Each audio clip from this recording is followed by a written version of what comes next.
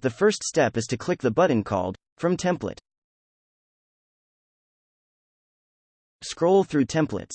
When you find the one you want, click Select.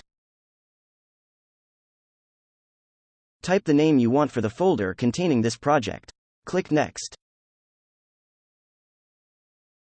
Click the button Edit your Google Form. This will open the Google Form template. Scroll through the settings and questions. Edit anything, just like a normal Google form. Click Questions to continue. When you finish editing the form, close the window. You will return to Kit Merge. Click Next. Click to add the tags from your Google form in each space. The tag for email is first. Click in the space. Click to select the tag for email. On your project, you will select a tag for each space. For this example, we will jump to the last one. Click the tag for name to continue. This is the last tag. Notice there is a tag in each space. Click this last tag to continue. Click Next to continue. Click the Edit your Google Slide button. The Google Slide with the certificate template will open. Notice the tags. These need to match your tags.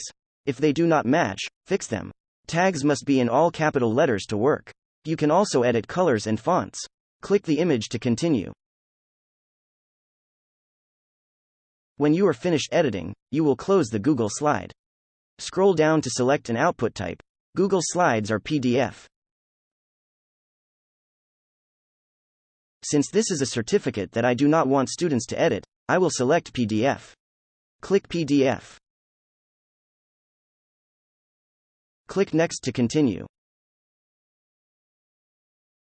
Click to add a subject for an email. Hint: you can personalize the email by using the tag for name that you have already used. Click to continue. Click to add an email message.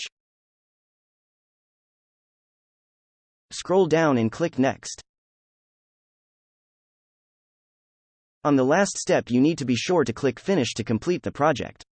After that, any student who completes and submits this form will get a certificate. That's it. You're done.